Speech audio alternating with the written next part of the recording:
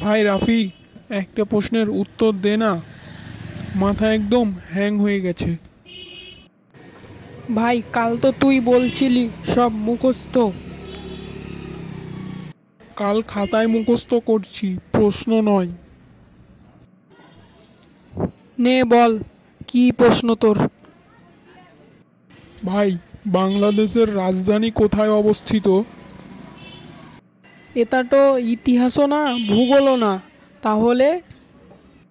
ভাই ওইটাই তো সমস্যা। কি প্রশ্ন রে ভাই, এটা একবারে ঝামেলা দিয়ে দিয়েছে স্যার।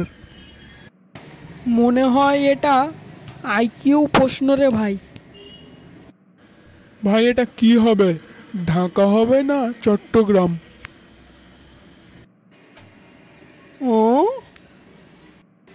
তোর যা মনে আছে তুই তাই লেখ তোর পরীক্ষার খাতায়।